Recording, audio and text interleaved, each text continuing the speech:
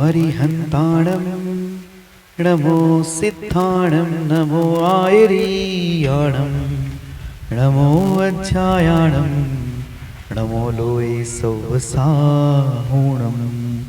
अनंत अनंत परम सिद्ध भगवान की, 1008 श्री आदिनाथ भगवान की, अंतिम तीर्थेश भगवान महावीर स्वामी की जय। बोलो आचार्य भगवान गुरुवर श्री विशुद्ध सागर जी महाराज की, मुनिषी सुप्रभ सागर जी महाराज की, मुनिषी प्रणत सागर जी महाराज की जय। जन बंधुओं, आप हम यहाँ उपस्थित हुए हैं लोकप्रिय कार्यक्रम सम्यक समाधान के लिए। प्रतिदिन की भांति देश विदेश के जो श्रावकगण अपने मन में उठने वाले विकल्पों को लेके हमारे व्हाट्सएप के नंबर के द्वारा हम तक उनका विकल्प पहुंचाते हैं और उन विकल्पों का सम्यक समाधान मुनिषी सुप्रभ सागर जी महाराज जी अपने ओजस्वी वाणी से कर रहे हैं। यह जो सम्यक समाधान एक ऐसा प्लेटफॉर्म है, एक ऐसी अनूठा कार्यकारी उपाय जिसके माध्यम से जो मन में उठने वाले विकल्प है, जिज्ञासा है, उस जिज्ञासाओं का समाधान साक्षात पंचम परमेष्ठी साधु परमेष्ठी के मुखारविंद से हम सभी को प्राप्त हो रहा है। कितने अहोभाग्य के वो क्षण होते हैं जिस क्षण में साक्षात हम मुनिषी को अपने विकल्प पूछ सकते हैं और उन विकल्पों का समाधान प्राप्त कर सकते हैं। शुरुआत करते हैं आज की उस अनुपम बेला को मुनिषी के चरणों में कोटिशा नमोस्तु करते हुए मुनिषी सुप्रभ सागर जी महाराज जी एवं मुनिषी प्रणत सागर जी महाराज के आशीर्वाद से एवं मुनिषी प्रणत सागर जी महाराज को मैं यह निवेदन करता हूं कि हे स्वामी, आज के कार्यक्रम को गति प्रदान करते हुए संचालित करें। नमोस्तु नमोस्तु नमोस्तु। ओम नमः सिद्धेभ्य। राजीमतिया प्रविहाय मोक्षे स्थितिं चकारा पुनिरागमाया सर्वेषु जीवेषु दया ददाना तं नेमिनाथं प्रणमामि भक्त्या तं नेमिनाथं प्रणमामि भक्त्या।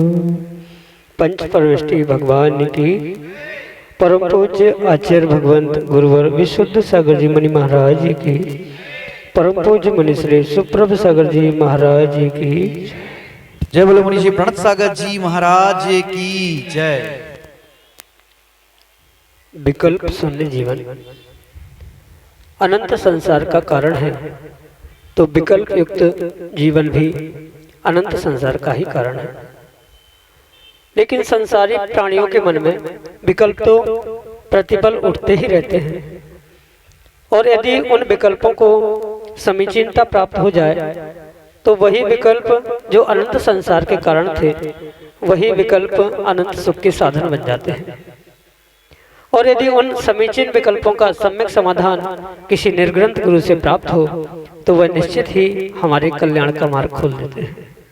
ऐसे वह आत्म कल्याण प्राप्ति का वह कार्यकारी उपाय समीचीन विकल्पों का सम्यक समाधान जो कि हम सभी प्रतिदिन परम पूज्य आचार्य भगवान गुरुवर विशुद्ध सागर जी महाराज के मंगल सुभाषित से उन्हीं के सहयोग से परम पूज्य मुनि श्री सुप्रभ सागर जी महाराज के मुखारविंद से प्राप्त कर रहे हैं। देश के विभिन्न प्रांतों से अनेक अनेक समीचीन विकल्प हमें यहाँ प्रतिदिन प्राप्त होते हैं और परम पूज्य मुनि श्री सुप्रभ सागर जी महाराज उन सब का हमको सम्यक समाधान प्रदान करते हैं। प्रारंभ करते हैं आज का सम्यक समाधान और आज का पहला विकल्प आष्टा मध्य प्रदेश से डॉक्टर मगन जैन परम पूज्य मुनि श्री के श्री चरणों में सपरिवार कोटि कोटि नमोस्तु निवेदित करते हुए अपना समीचीन विकल्प रख रहे हैं कि महाराज जी, प्रत्यक्ष पुण्य का क्या आशय है, इसकी कसौटी क्या है एवं इसका लाभ कैसे मिलता है। हमारे समीचीन विकल्प का सम्यक समाधान करने की अनुकंपा करें। नमोस्तु महाराज जी, नमोस्तु। ओम नमः सिद्धम। परम पूज्य आचार्य भगवान गुरुवर विशुद्ध सागर जी महाराज की जय। बोलो मुनिषी सुप्रभ सागर जी महाराज की जय। शुभ पुण्य से शुभ पापस। शुभ क्रियाओं से पुण्य और अशुभ क्रियाओं से पाप होता है, ये तो आपको बहुत अच्छे से ज्ञात है। और उस पुण्य के शुभ क्रियाओं के निमित्त से भी जो पुण्य के प्रकार, पुण्य के भेद बताए गए हैं, उसको भी समझने की आवश्यकता है। जो पुण्य से पुण्य की प्राप्ति होती है या जिन डायरेक्ट शुभ क्रियाओं के द्वारा साक्षात पुण्य की ही प्राप्ति होती है, ऐसे उन कार्यों को या ऐसे उस पुण्य को प्रत्यक्ष पुण्य कहा जाता है। जैसे कभी कभार कुछ विपरीत कार्य करने के उपरांत भी जो सकारात्मक रिजल्ट उसके द्वारा प्राप्त होता है, उस क्रिया को परोक्ष पुण्य के अंतर्गत ग्रहण किया जा सकता है। जैसे व्यक्ति पाप की क्रिया करते समय किसी भी प्रकार से अगर उसमें शुभ परिणाम रखता है, तो वह जो पाप का आश्रय हो रहा था उस अशुभ क्रिया के साथ साथ वहां पर उसके शुभ परिणामों के द्वारा, शुभ क्रियाओं के द्वारा कथनचित जो पुण्य का आश्रय हो रहा था वह परोक्ष रूप से पुण्य कहा जा सकता है।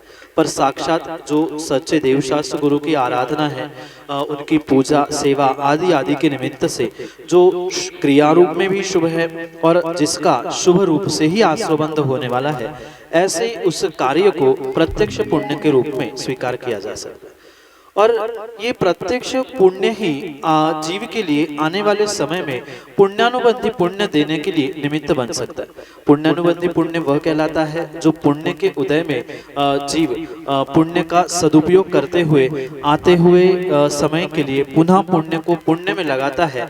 माना कि धन संपत्ति बहुत मिली है, उसका वह पुण्य से ही मिली और पुण्य से मिली हुई उस धन संपत्ति को पुनः दान धर्म पूजा आदि के निमित्त से प्रयोग करता है, वही परिपूर्ण रूप से पुण्यानुबंधी पुण्य कहा जाता है। तो ये पुण्यानुबंधी पुण्य के लिए निमित्त जो होता है वह साक्षात प्रत्यक्ष या डायरेक्ट शुभ क्रियाओं के द्वारा प्राप्त किए जाने वाला पुण्य हुआ करता है। इसलिए ये विशेष रूप से उस मोक्ष मार्ग के लिए साधन बन सकता है। साधकतम साधन पुण्य पाप का क्षय ही है, यानी कि पुण्य पाप जब तक है तब तक वह साक्षात मोक्ष को प्राप्त नहीं कर पाए, पर फिर भी उस पुण्य की प्राप्ति के लिए जो प्राथमिक अवस्था में पुण्य के नाश के लिए कह दो या पुण्य की प्राप्ति के लिए जो भी शुभ क्रियाएं की जाती है उसको प्रत्यक्ष पुण्य कहा जा सकता है। और वह प्रत्यक्ष पुण्य ही आने वाले समय के लिए हमारे लिए मोक्ष मार्ग पर लगाने के लिए या मोक्ष तक पहुंचाने के लिए निमित्त बन सकता है। यही आपके लिए सम्यक समाधान।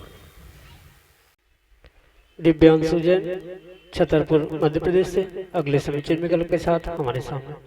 महाराज श्री, मेरी शंका ये है, किसी अर्जुन को श्रेष्ठ साबित करने के लिए एकलव्य को कब तक दबाया जाएगा, झुकाया जाएगा और उसको अपने अंगूठे का बलिदान देना पड़ेगा, यह उसके किस कर्म उदय के कारण उसको इस प्रकार का कार्य करना पड़ेगा?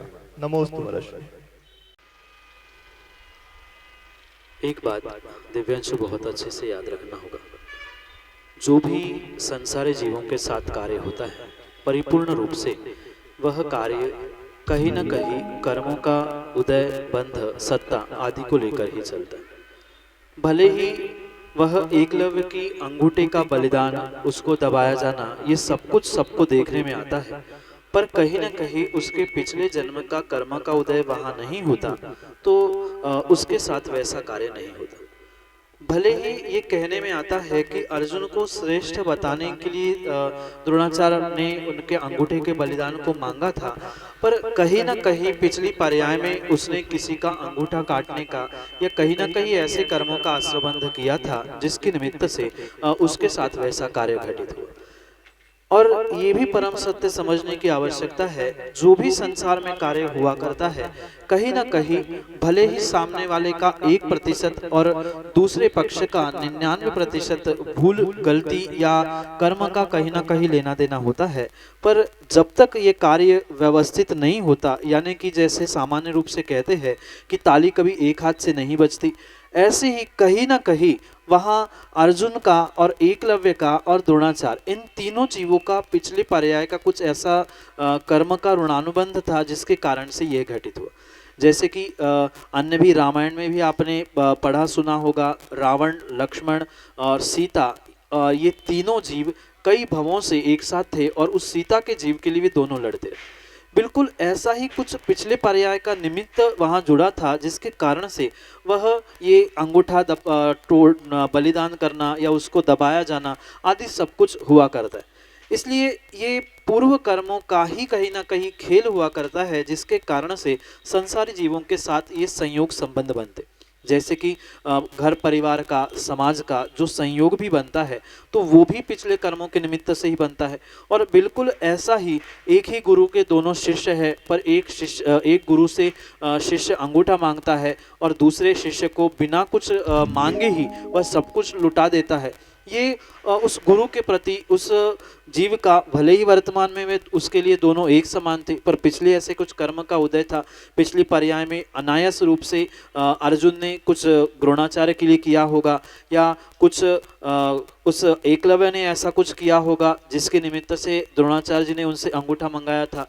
तो ये सब कुछ बिना कर्म के संसारी जीव की कोई भी क्रिया हो ही नहीं सकती। कहीं ना कहीं पाप कर्म का उदय था, जिसके निमित्त से उसको दबाया जाता है। जैसे वर्तमान में भी देखने आता है, बहुत सारे लोग बहुत कार्य तो करते हैं, सेवा तो करते हैं, पर कहीं ना कहीं अयशा कीर्ति नाम कर्म का उदय सामने आता है तो उनकी प्रशंसा नहीं होती। वे अच्छा कार्य करने के बाद भी लोग उन्हें अच्छा नहीं कह पाते। तो ये परिपूर्ण रूप से कहीं ना कहीं कर्म का उपार्जित बंध आश्रव ही कार्यकारी होता है, जब ये सब कुछ क्रियाएं संसार में देखने में आती है। इसलिए ऐसा कोई प्रमाण हमारे आगम ग्रंथों में प्राप्त नहीं होता कि जिस कारण से एकलव्य को अपने अंगूठे का बलिदान देना पड़ा या उसको दबाया गया, ऐसा कोई ठोस प्रमाण आगम में नहीं है। इसलिए कौन सा एक कर्म ऐसा स्पेसिफिक उसके बारे में नहीं कहा जा सकता, पर सामान्य रूप से संसारी है तो कर्मों का और विशेष रूप से पाप का था, तभी तो उसे अंगूठा तोड़ना पड़ा। मात्र इतिहास में ही नहीं, वर्तमान में भी देखने में आता है, गुरु का जो शिष्य होता है वह एक शिष्य एक साथ गुरु कर कमलों से दीक्षा लेने के बाद भी एक शिष्य बहुत ऊंचाई में पहुंचता है और एक शिष्य वहां तक क्या, वह सामान्य स्थान तक भी नहीं पहुंच पाता। तो कहीं ना कहीं गुरु ने तो दोनों के लिए समान रूप से दिया था, पर वहाँ पर कुछ ना कुछ जीव का पुण्य पाप कर्म आदि निमित्त बनते हैं, जिसके कारण से ये सब कुछ घटित होते हुए देखने में आता है। और ऐसा ही कुछ एकलव्य, अर्जुन और द्रोणाचार्य के निमित्त से कुछ कर्मों का खेल होगा, जिस कारण से ये सब कुछ कार्य घटित होते हुए देखने में आया। और वर्तमान में भी अगर कोई अपने आप को अच्छा सिद्ध करने के लिए ऐसा कर रहा है, तो मैं तो ये कहता हूँ कि अपनी सफाई देने के लिए अंगूठा या अपने आप को बलिदान, प्राण बलिदान करने की आवश्यकता नहीं है। बस समय दे दो, समय पे सब कुछ सत्य सामने आ जाता है। यही आपके लिए सम्यक समाधान। अगले समीचीन विकल्प के लिए वासिम महाराष्ट्र से विनय पाटनी हमारे सामने। नमोस्तु महाराज जी, नमोस्तु महाराज जी, नमोस्तु महाराज जी। महाराज जी, मेरी शंका यह है कि मिठाई मीठी होकर भी सेहत के लिए हानिकारक होती है और दवाई कड़वी होकर भी सेहत के लिए फलदायी होती है, ऐसा क्यों? नमोस्तु महाराज। ऐसा कहा जाता है कि स्वभाव तर्क गोचरा, जो जिसका स्वभाव है उस स्वभाव पर किसी का कोई तर्क नहीं चलता, और जो जिस स्वभाव से युक्त होता है उस स्वभाव को ही वैसा उसका धर्म भी कहा जाता है, क्योंकि वत्तु स्वभावो धम्मो, ये आपने बहुत अच्छे से पढ़ा है। तो ये बहुत अच्छे से सबसे पहले समझने की आवश्यकता है कि मीठापन ही उसका स्वभाव है और उसका धर्म है। इस कारण से वह उसके लिए मीठापन ही एक हानिकारक होने का निमित्त हो सकता है। जैसे दवाई भले ही कहने के लिए कड़वी है, पर मात्र स्वाद से वस्तु का स्वभाव नहीं पता चल जाता। जैसे ऐसी भी वस्तुएं हुआ करती है जो दिखने में बहुत सुंदर होती है, पेड़ पर लगे हुए जो विषफल जंगल में होते हैं इतने सुंदर होते हैं कि उसे देखकर खाने का मन कर लेता है, पर वह मात्र दिखने के लिए ही अच्छे होते हैं, पर वास्तव में सेहत के लिए अच्छे नहीं होते। ऐसे ही चाहे मिठाई हो चाहे दवाई हो, उसका वैसा जब स्वभाव ही है तो उस स्वभाव को लेकर हमारे लिए वो वैसा क्यों है, इसके विषय में हम कोई प्रश्न नहीं कर सकते। और रही बात उसकी स्वभाव के साथ साथ जो मिठाई का मीठापन है, वह ये भी समझने की आवश्यकता है, क्योंकि कोई कड़वाहट जो होती है वह कभी भी किसी को बीमार करने के लिए कार्यकारी नहीं होती, पर वही उस मिठाई को स्लो पॉइजन के रूप में जो स्वीकार किया गया है कि जो बहुत मीठा होता है, चाहे आदमी हो चाहे वह मिठाई हो, वह लंबे समय तक जब तक वह मिठाई किसी शरीर पर या किसी वस्तु पर भी प्रभावित की जाती है या उसको भावना दी जाती है तो वह नेगेटिव रूप से ही प्रयोग में आती है। और ये भी आप जानते ही है कि मिठाई मर्यादा में खाई जाएगी तो वह कभी भी बीमारी नहीं कराती है, पर वही दवाई मात्रा से अधिक खाई जाएगी तो उसका भी साइड इफेक्ट देखने में आता है। तो सीधा सा गणित है, कोई भी सामग्री चाहे दवाई हो चाहे मिठाई हो, अगर मात्रा में है तो वह औषधि का काम करेगी। ऐसी भी औषधि होती है जो मिठाई के साथ ही दी जाती है, मीठी सामग्री के साथ दी जाती है। तो ज़रूरी नहीं है कि मिठाई बीमारी का निमित्त बने और दवाई ठीक होने के लिए निमित्त बने। वर्तमान में अभी कोरोना के काल में भी आपने देखा होगा, बहुत सारे जीव दवाई लेने के बाद भी चले गए और कुछ दवाई ना लेकर भी ठीक हो गए। तो मात्र दवाई से ही ठीक होता है ऐसा भी नहीं है, और मिठाई से भी बीमार पड़ते हैं ये भी सही नहीं है। कहीं ना कहीं कर्मों का निमित्त होता है, असाता वेदनी आयु कर्म आदि के निमित्त से ही ये सब कुछ कार्य घटित होते हुए देखने में आते हैं। इसलिए मात्रा में मिठाई भी औषधि का काम करती है और मात्रा से अधिक, मात्रा से विपरीत भी जो दवाई है वह साइड इफेक्ट करते हुए बीमारी का भी काम कर सकती है। यही आपके लिए सम्यक समाधान। महिमा बज बासिम महाराष्ट्र से अगले समीचीन विकल्प के लिए। नमोस्तु महाराज जी, जो होना है वह निश्चित है, ऐसा क्यों बोलते हैं? और कर्तव्य और पुरुषार्थ में क्या फर्क है? नमोस्तु। जो होना है सुनिश्चित है, केवल ज्ञानी ने गाया है। ये जो कुछ भी पंक्ति सुनने में पढ़ने में आती है, वहाँ कवि ने उस केवल ज्ञान की महिमा का बखान किया है। केवल ज्ञान से किसी जीव के कर्तव्य पुरुषार्थ में किंचित भी संबंध नहीं रखा जाता। जीव अपने स्वयं के कर्तव्य और पुरुषार्थों के द्वारा ही पुण्य, पाप, संसार, संसारातीत अवस्था आदि सब कुछ प्राप्त करता। जो केवली भगवान के केवल ज्ञान में झलका है, वह कितना भी सत्य क्यों ना हो, पर वह केवली भगवान की अपेक्षा से वह जो भी होना है वो निश्चित है। पर जीव के साथ कब क्या होने वाला है, कौन क्या करने वाला है, ये कोई भी फिक्सेशन या बाउंडेशन नहीं है कि केवली भगवान के ज्ञान में झलकने से ही हो रहा है। ऐसा कहीं भी किसी भी प्रकार से उस केवल ज्ञान और जीवों के कर्तव्य पुरुषार्थ में कोई भी बाउंडेशन, बंधन नहीं हुआ करता। जीव अपने पुरुषार्थ और कर्तव्यों को करने के लिए परिपूर्ण रूप से स्वतंत्र होता है, और वह स्वतंत्रता का ही जो सिद्धांत है वो ही जैन दर्शन का मूल सिद्धांत।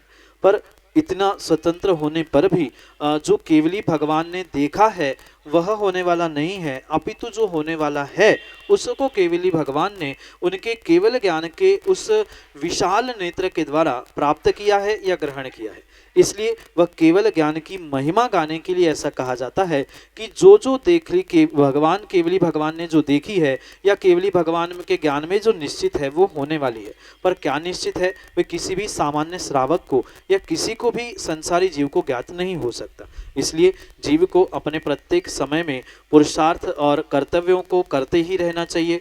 कर्तव्य जो पुरुषार्थ के द्वारा उन अपने आवश्यकों का पालन करना है, उसे आगम के परिप्रेक्ष्य में श्रावक के कर्तव्य कहे, मुनिराजों के कर्तव्य कहे। ऐसा पुरुषार्थ जो हमारे लिए मोक्ष के लिए देने वाला निमित्त बनता है, ऐसे उस पुरुषार्थ को कर्तव्य के रूप में स्वीकार किया गया और उसके द्वारा ही जीव पुण्य पाप को प्राप्त करता है। पर कब क्या होना है वह केवली भगवान के ज्ञान में भले ही पता है, पर केवली भगवान ने क्या जाना है उसका ज्ञान सामान्य श्रावकों के पास नहीं होने के कारण से, संसारी जीवों के पास नहीं होने के कारण से उनको सदैव पुरुषार्थ कर्तव्यों का पालन अवश्य ही करना पड़ता है। यही आपके लिए सम्यक समाधान। सुरेश कुमार जैन, गुढ़ा, उत्तर प्रदेश से अगले समीचीन विकल्प के लिए। मुनिवर द्वय के चरणों में त्रिवार नमोस्तु नमोस्तु नमोस्तु। हे मुनिवर, धार्मिक आयोजन का उद्देश्य प्राणी मात्र के भावों में विशुद्धि को बढ़ावा होना चाहिए, न कि केवल धन इकट्ठा करना। इसके विपरीत होना हमारी दृष्टि में गलत होगा। इस हेतु आयोजनकर्ता को किन बातों का ध्यान रखना चाहिए? हे मुनिवर, निवेदन पूर्वक आग्रह करता हूँ, सम्यक समाधान करें। नमोस्तु मुनिवर, नमोस्तु नमोस्तु। वर्तमान में व्यक्ति प्रत्येक आयोजनों में उसके प्रयोजन को भूल रहा है, और जहाँ आयोजनों में प्रयोजन को भूला जाता है वहाँ वह आयोजन कभी भी सफल नहीं होता। ये जितना सत्य है उतना ही वर्तमान के परिप्रेक्ष्य में ये भी समझने की आवश्यकता है कि पहले ऐसे बहुत बड़े बड़े सेठ थे जो स्वयमेव अपने स्वयं के धन या चंचला लक्ष्मी का प्रयोग बहुत बड़े बड़े आयोजनों में करते थे। पर वर्तमान में उतने बड़े दिल के या बहुत बड़े धन वाले व्यक्ति ना होने के कारण से कहीं ना कहीं बोलियां लगाना, कहीं ना कहीं धन इकट्ठा करना आदि कार्य भी करना आवश्यक पड़ जाते। इसलिए सर्वथा अगर व्यक्ति यही सोचे कि मात्र हमें प्रयोजन को ही लेकर चलना है, हमारा जितना कार्य है उस कार्य से ही हमें संबंध रखना है, तो ये किंचित भी संभव वर्तमान में नहीं हो सकता। कहीं ना कहीं कुछ अंशों में वह धनराशि की भी आवश्यकता होती है, क्योंकि स्वाभाविक सी बात है जो भी व्यवस्थाएं जुटाई जाएगी उस व्यवस्था के पीछे कहीं ना कहीं धनराशि खर्च होगी ही होगी। तो पहले एक परिवार ही मिलकर उस कार्य को संपन्न करता था, पर वर्तमान में कहीं ना कहीं सामूहिक सामाजिक रूप उस क्रियाओं ने, उन प्रयोजनों ने, आयोजनों ने प्राप्त कर लिए है। इसलिए कुछ अंशों में ये भी परम सत्य है, पर आपकी भावना भी बिल्कुल सत्य है कि कहीं कहीं तो पता चलता है कि वह घंटों की बोलियां होती है और मिनटों की पूजा होती है। उसके अलावा अगर मिनटों की बोलियां और घंटों की पूजा होगी तो नियम से वह आयोजन अपने प्रयोजन को प्राप्त कर सकता है। इसलिए उसके लिए आयोजनकर्ताओं को, जैसे कि आपको भी गुड़ा में आने वाले समय में बहुत बड़े आयोजनों को प्राप्त करना है, तो उसमें भी विशेष बात ये रखनी चाहिए कि हमारा उद्देश्य क्या है, मात्र अर्थ अर्जन नहीं है, अपितु उस अर्थ के अलावा भी हमें अपने स्वयं के उस क्रियाओं को प्राप्त करना है। जैसे पंचकल्याणक में पाषाण से भगवान बनने की प्रक्रिया होती है, वैसे ही आत्मा से परमात्मा बनने की प्रक्रिया को समझने का पुरुषार्थ ऐसे बड़े आयोजनों में करने की आवश्यकता है। तो कुछ समय जो कि अल्प समय, जैसे भोजन में किसी चटनी या पापड़ का स्थान होता है, ऐसे ही अर्थार्जन का भी प्रत्येक प्रयोजन में स्थान होता रहे तो वह कार्यक्रम की शोभा भी होती है। जैसे भोजन में स्वाद चटनी और पापड़ से आता है, ऐसे ही वह बोली या अर्थ अर्जन आदि से उस कार्य की संपन्नता और निर्विघ्नता भी होती है। यही आपके लिए सम्यक समाधान।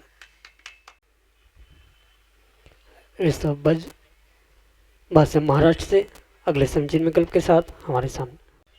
द्वय मुनि राजों के चरणों में नमोस्तु वंदित करते हुए मैं ऋषभ वाशिम से यह पूछना चाहता हूँ कि अपने नए वैवाहिक जीवन को बिताने के लिए हमने धर्म की रक्षा करके कैसे अपने गृहस्थ जीवन को आगे बढ़ाए, कृपया मेरे शंका का समाधान करें। नमोस्तु महाराज।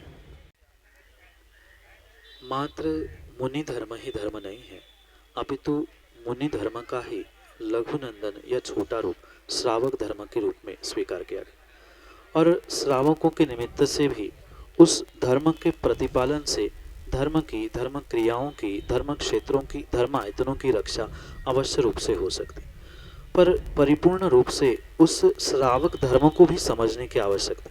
मात्र पूजा पाठ कर लेना, अभिषेक आदि कर लेना इतना ही श्रावक धर्म नहीं है, अपितु कहीं ना कहीं आने वाले समय में उन अणुव्रतों को ग्रहण कर लेना, या कहीं ना कहीं आने वाले समय में उन महाव्रतों को प्राप्त करने की भावना को रख लेना, ये भी एक श्रावक धर्म उत्कृष्ट मार्ग से हो सकता है। जैसे कि प्रतिमाओं को धारण नहीं कर पा रहे हैं वर्तमान में, फिर भी उन एक देश रूप से प्रतिमा के अभ्यास को प्राप्त कर लेना, या फिर जो 5 अणुव्रत रूप स्थूल पापों का त्याग कहा गया है, यानी कि हिंसा, झूठ, चोरी, कुशील, परिग्रह, इन 5 पापों को स्थूलता से त्याग कर लेना। जैसे कुशील पाप का त्याग करते हुए जो श्रावक के लिए श्रेष्ठ धर्म कहा गया है स्वदार संतोष व्रत, कम से कम उस स्वदार संतोष व्रत को धारण करते हुए उस मोक्ष मार्ग के पहले कदम को, पहले टिकट को प्रत्येक गृहस्थ अवस्था में पहुंचने वाले श्रावक को प्राप्त करने की आवश्यकता। और जिसने उस वैवाहिक जीवन को प्रारंभ करते ही उस स्वदार संतोष व्रत यानी कि उस ब्रह्मचर्य अणुव्रत को ग्रहण किया है, उसने बहुत बड़ा कार्य अपने जीवन में मोक्ष मार्ग में पहुंचने के लिए किया है। कम से कम एक नए बनने वाले श्रावक को इतना तो अवश्य ही करना चाहिए, जो कि अपने घर तक ही सीमित रहते हुए उस ब्रह्मचर्य का पालन करना यानी स्वदार संतोष व्रत को धारण करते हुए क्रम से फिर अगले व्रतों पर पहुंचते हुए जैसे ही अब उम्र बढ़ती जाएगी या जैसे ही और अनुकूलताएं बनती जाएगी, वैसे वैसे प्रतिमाओं को बढ़ाते हुए अंतिम समय में समाधि मरण की ही भावना रखे। यही एक श्रावक का उत्कृष्ट कार्य उस अपने गृहस्थ जीवन को प्रारंभ करते हुए करने की आवश्यकता है। यही आपके लिए सम्यक समाधान।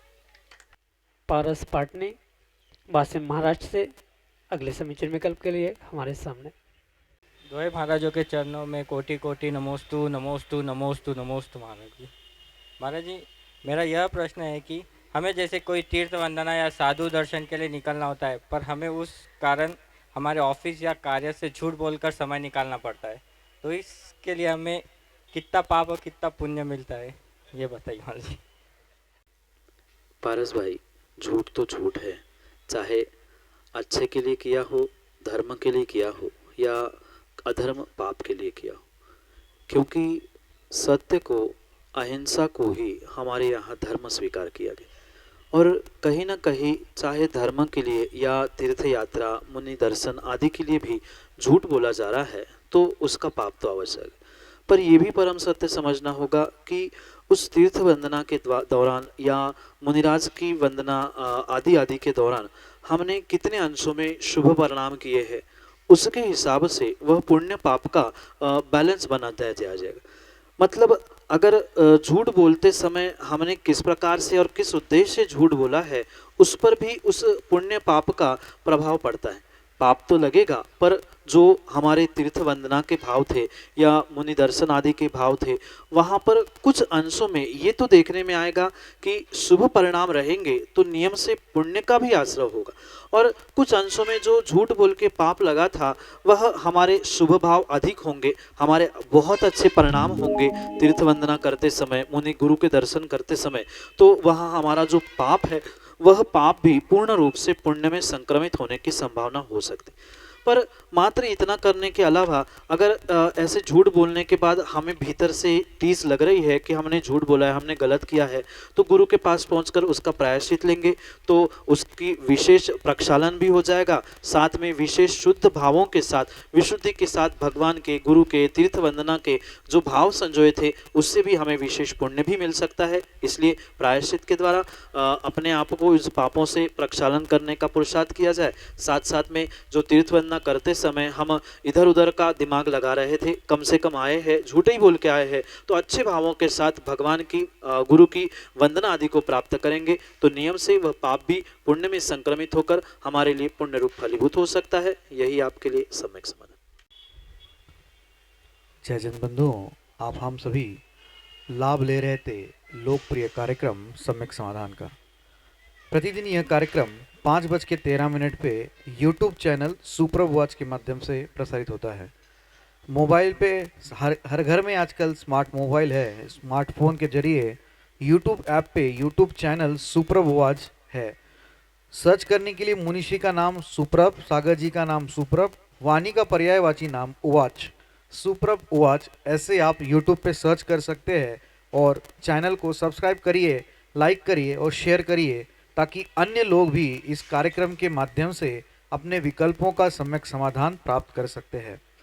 8707548811 व्हाट्सएप का नंबर है 8707548811। इस नंबर पे आप अपने विकल्प हम तक पहुंचा सकते हो। अगर आप व्हाट्सएप पे टाइप करना नहीं जानते हो तो कागज़ पेन से अपना विकल्प लिखिए, अपना नाम लिखिए, अपने शहर का नाम लिख के उसका फ़ोटो निकाल के आप हमें इस नंबर पर भेज सकते हैं। अगर आप ऑडियो मैसेज या टेक्स्ट मैसेज कर सकते हो व्हाट्सएप के थ्रू तो आप अपना विकल्प उसके माध्यम से भी हम तक पहुंचा सकते हो। सम्यक.समाधान@gmail.com सम्यक.समाधान@gmail.com यह हमारी जीमेल की आईडी है। आप जीमेल के आईडी पे भी अपने विकल्प हमें भेज सकते हो। प्रतिदिन शाम को 7:40 पे जिनवार टीवी के माध्यम से मुनिश्री के प्रवचन प्रसारित होते हैं। आप घर बैठे ही मुनिश्री के प्रवचन का लाभ ले सकते हैं। और प्रवचन चल रहे हैं आचार्य भगवान शिवकोटि महाराज विरचित रत्नमाला इस ग्रंथ पे। एक ऐसा अनुपम ग्रंथ जो आज तक छुपा हुआ था, उसको उजागर करने का काम मुनिश्री ने अपनी मंगलवाणी से किया और उसी का प्रवचन रूपी अमृत प्रतिदिन शाम को 7:40 पे जिनवार टीवी के माध्यम से प्रसारित होता है। आप घर बैठे मुनिश्री के प्रवचन के लाभ लेते लेते इस ग्रंथ का, अनुपम ग्रंथ का भी स्वाध्याय घर बैठे कर सकते हैं। आज के लिए इतना ही। ऐसे ही नाविन्यपूर्ण कार्यक्रम लेके हम आप तक जरूर पहुंचते रहेंगे। तब तक के लिए आप सभी को जय जिनेंद्र। मुनिश के चरणों में कोटिशा नमोस्तु नमोस्तु नमोस्तु।